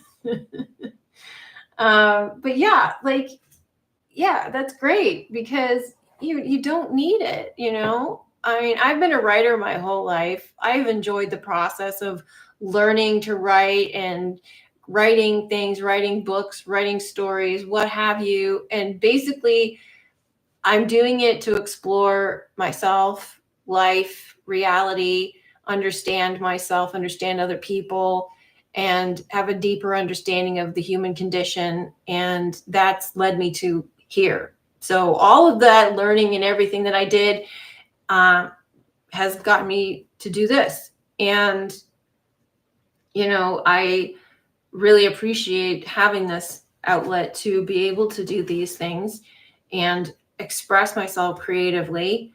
And I also had to go through the process of detaching from the need for validation. And that's a hard process. It's a hard process to go through because you're just like, well, you want people to like your work. You want people to say, hey, this is great. But a lot of people just they assume that or they don't think that their opinion or feedback matters, or they don't like it or whatever. They're busy. They watched it 15 times, but they've just forgot to comment, whatever. And it's like, well, you're sitting over here going, why hasn't anybody said anything? So you have to get over that. And it's not easy. So yeah, you have to do it for yourself first. And that's a huge part of the process with any creative endeavor, with any endeavor you're doing at all. Even when you have a job and you're doing a job, you want to do that job because you enjoy it, because you like it, not because your boss tells you that you're great, not because your boss gives you a raise every time that you do something good. You would like it if they did, but you don't need them to, right? So otherwise, could you imagine if you're working through your day and every 5 minutes you go to your boss and you say, see what I did? See what I did? What do you think? Is it great?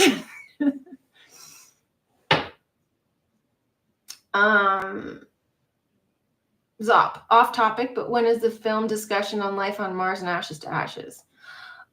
We finish Severance next week. So the following Friday, we're going to start talking about Life on Mars and Ashes to Ashes. So if you want to join the discussion group, it's in Discord, and we'll be talking about it then. And that's at 11 o'clock on, Saturdays, not Fridays. It's 11 o'clock on Saturdays, Eastern Standard Time.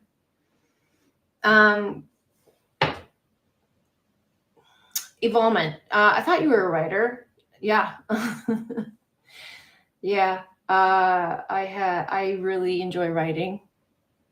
I write like too much sometimes. Joyful to be here. Anne Lamott really helped me understand the importance of shitty first drafts and get beyond the need for perfection and the paralysis of the blank page. Oh, good.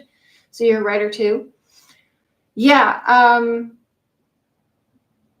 Like I never had a problem with blank page terror. I just wrote all the time, so that wasn't a problem for me. And I did have a problem with revising because, like, when I was in high school anyway, I had a problem with revising because I didn't see the point. I was like, well, this is what I want to say, so I don't need to revise it. But now, I learned the reason for revising and editing and that sort of thing. But yeah, like the more you write, the easier it gets. And I also had a problem with plotting things out in advance. I liked to just write and see where it goes. And I learned the error of my ways doing that too. So I went through all sorts of processes that led me in wrong directions, and ended up finding better ways to go about doing it. But yeah, it's all beneficial. It doesn't really matter as long as you get there in the end. My boredom relief. The next step is to get over people telling you or expecting you to do something with your art. Oh, for sure. Yeah, because they want you to do what pleases them.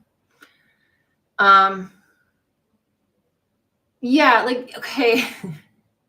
From my own personal experience, for example, people will say, oh, well, you should do this, you should do that. For example, like, you should create an ebook out of this, or you should create all sorts of content like this. And like, it's easy for other people to throw out what you should do without understanding the work that goes into it, without understanding the benefit, or whether it's even viable or marketable, or, is there really any value in it?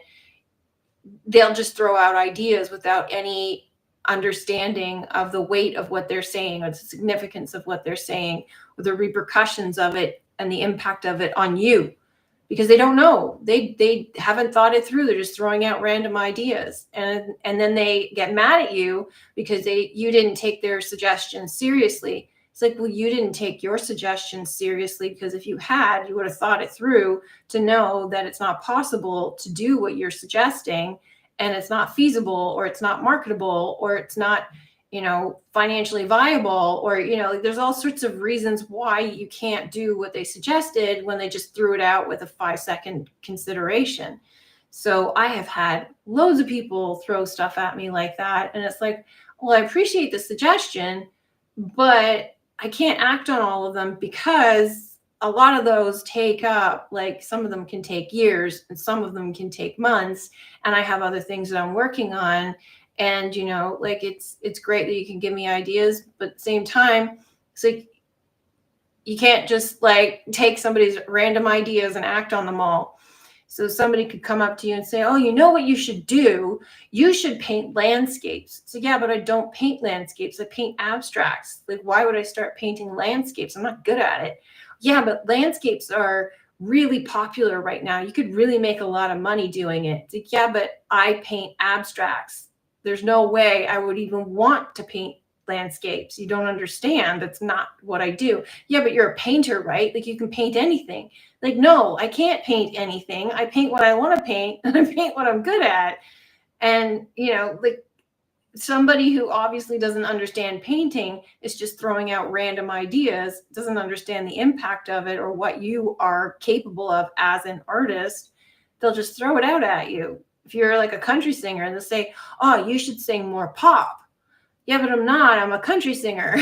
Like, you can't just change my focus for me.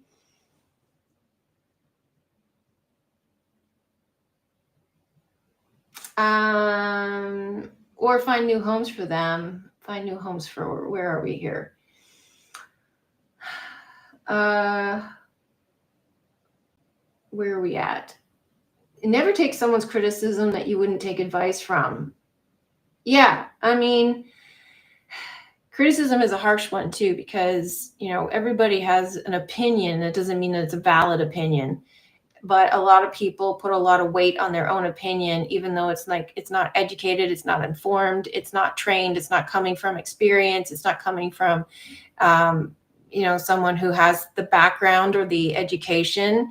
And they think that just because they have an opinion, you should take it seriously. And it's like, no, you can say whatever you want. I don't need to take it seriously.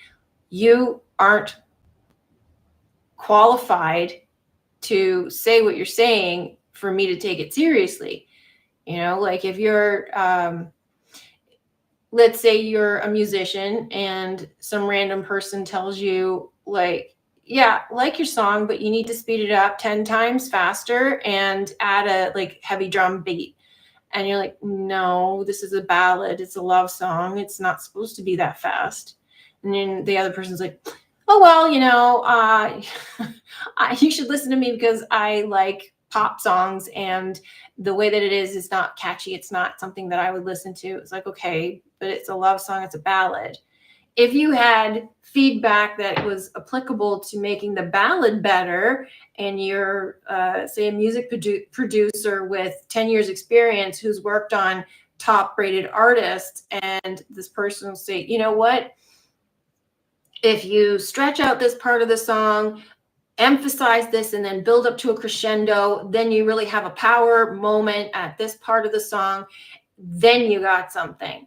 Then they're working with what you actually have, and they're making it better, not trying to morph it into something that they want because that's what they like. So yeah, you got to pay attention to the source of where it's coming from, and not put weight on something that really doesn't have any substance just because like it's a compliment or a criticism. Like somebody could say, yeah, I like it. That's fine, because there isn't anything, here or there about that kind of comment. And you could say, well, I understand and appreciate the work that went into it. It's not really my thing, so I can't really comment on it. But as a song, yeah, it's catchy, and I can tell that it's got, potential or whatever. But like, you probably should ask somebody who loves love songs or ballads or something, because I'm not really your audience. That would be a fair comment. But yeah, don't put equal weight on everything.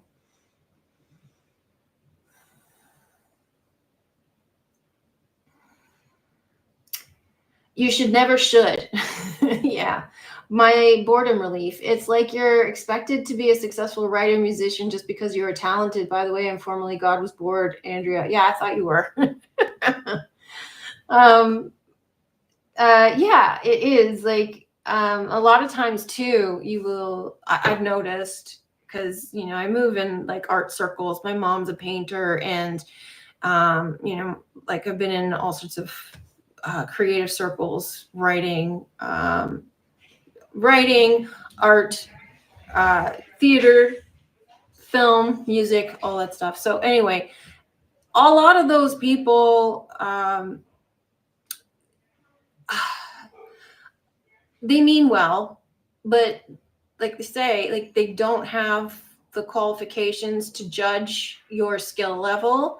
And a lot of times they will just say, wow, you're really talented, because you're doing something they could never do. And I've seen some people get a lot of flattery for some of their work, which is not actually very skilled. It's not terrible, but it's not skilled. And people will flatter them because there's something about their art that they like, but that's coming from, like, say, a loved one or a friend or something to encourage them, which is not, there's nothing wrong with that. It's just, you can't say, well, my friend thinks I'm incredibly talented and therefore I should be really famous and successful. And if I am not, then I'm a failure. And then they think that, well, you tried this long enough, you should probably give up because you're not getting anywhere. So they can equally take it away just as easily. So yeah, you can't really put a lot of weight on that sort of thing. Joyful. If they are telling you what to do, they are not focusing on their own stuff. It is a distraction from their own frustrations. The world is filled with armchair quarterbacks. Oh, totally. I mean, I think too, like, you can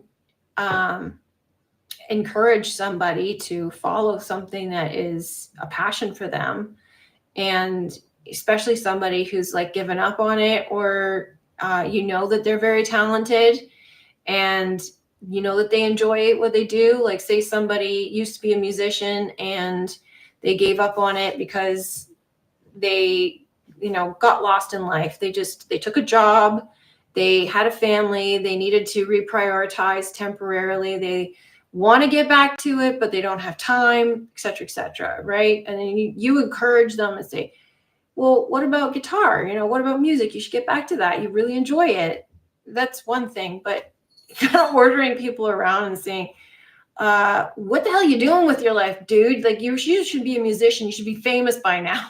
And that's not really helpful. I used to teach middle school English. People needed to learn how to respond to work without criticism or correction. They want to pick up a pen right away, often because they don't know how to respond.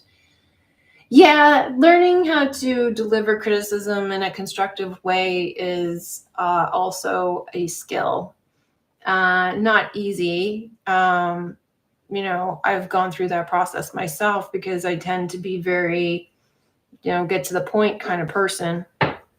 And that can be interpreted in as being very harsh when I don't really mean to. I just mean like, well, I noticed that you spelled this wrong. You know, it's like, okay, well, that's something that I've had to work on. So a lot of people will definitely, like, we as humans tend to focus on the flaws and the problems and the issues rather than offering praise first, or support and encouragement. And so it's easier to just say, oh, well, you know, you spelled that wrong, or you made that mistake, or, you know, it's easier, and it's, I don't know, it's like a human thing.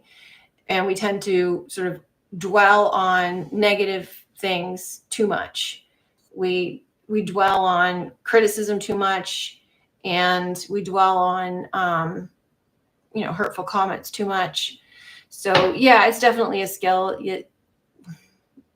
we all have to work on in communicating. It's a form of communication, right? So yeah, you gotta learn how to do that.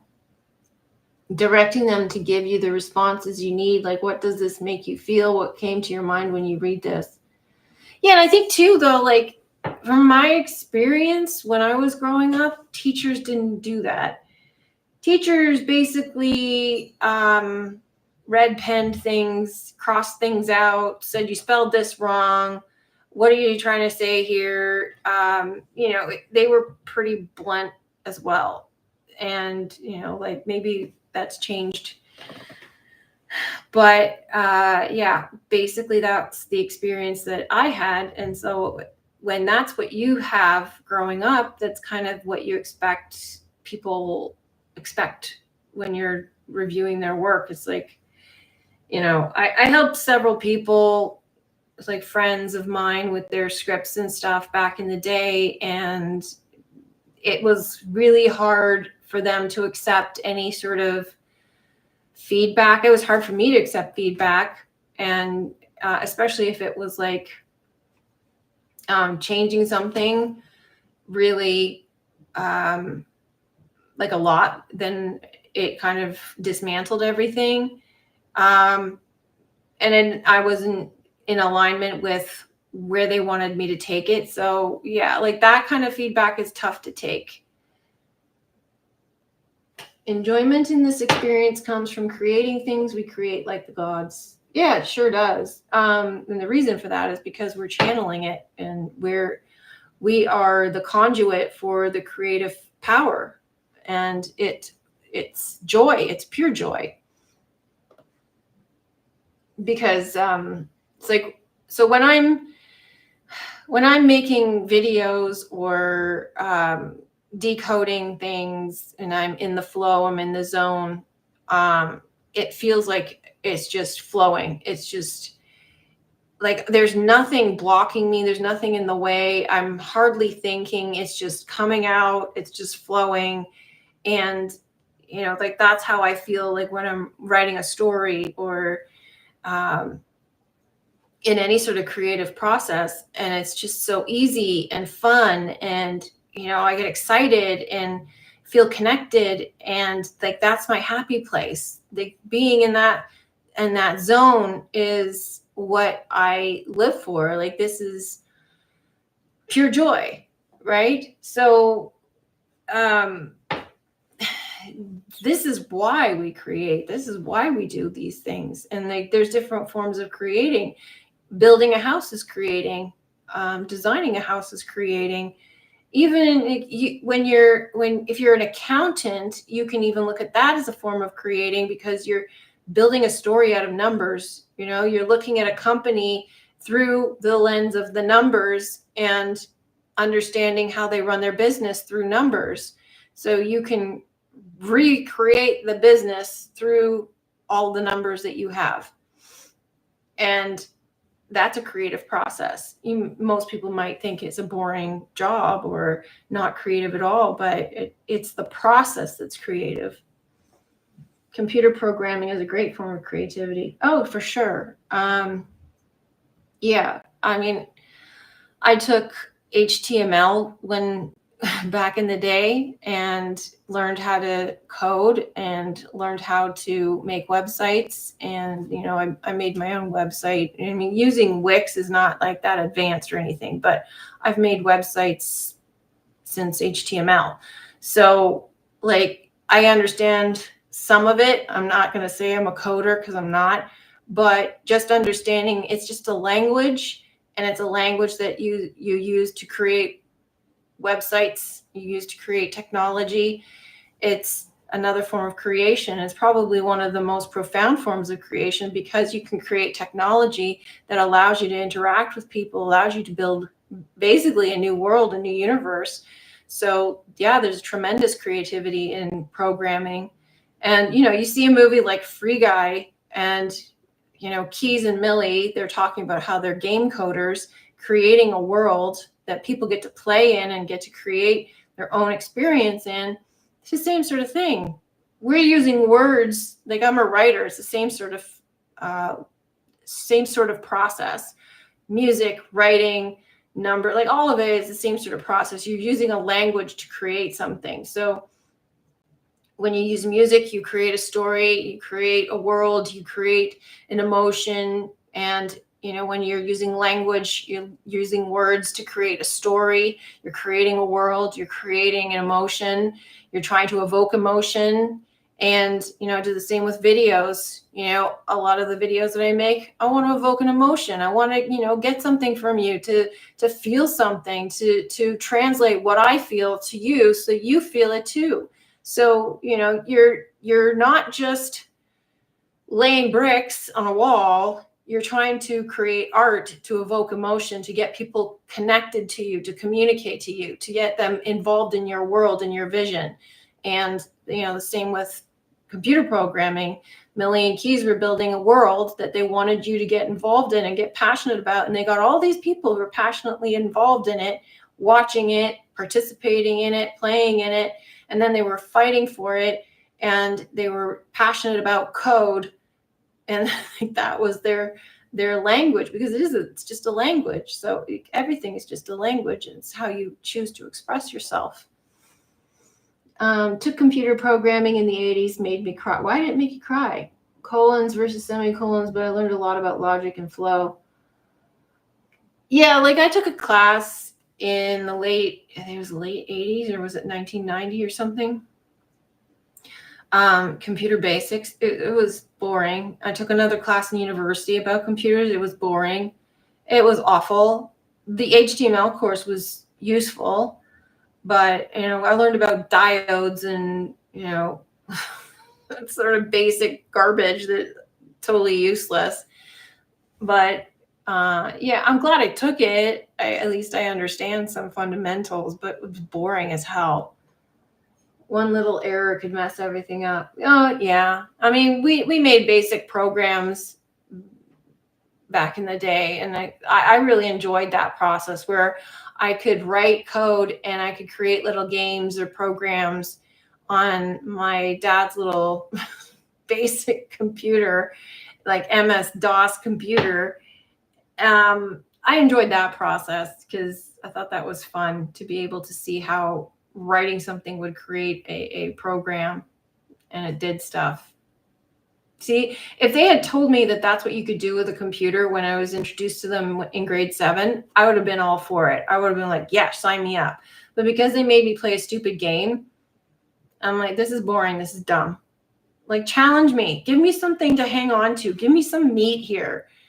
It's like, I think this is what like people really crave. They want to be challenged. They want to have some engagement, something interesting, something that excites them.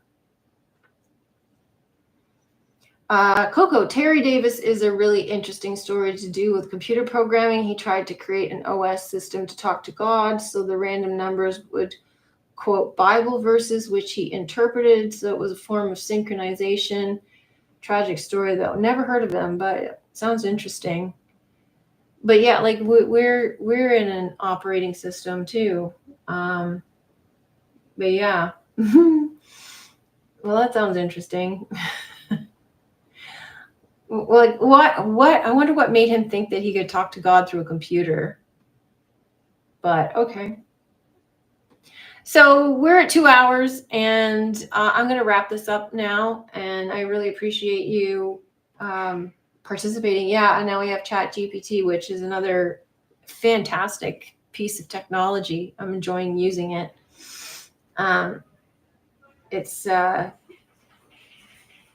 to see where it goes, because a lot of people are scared of AI technology, but I think that it just depends on who's using it and what they're going to do with it. But the technology itself is neutral. He had schizophrenia, lots of videos about him. Oh, okay. Yeah, Chat's my best friend too. So, I'm glad that he's something that can be shared. Yeah, I love Chat GPT. All right, thanks everybody for participating. If you haven't yet, press the like button. And if you're watching the recorded version, leave a comment. We'd love to hear what you have to say. And if you're not a member yet, become a member and join us for live chats on Saturdays and Sundays. And also be on the lookout. I got some stuff coming up. If you want to know what's going on, go to my website and sign up for updates. There's a page called Updates. So thanks a lot for paying attention. Thanks a lot for being here and contributing to the chat. Really great chat today. And I will see you next week. Bye, everybody.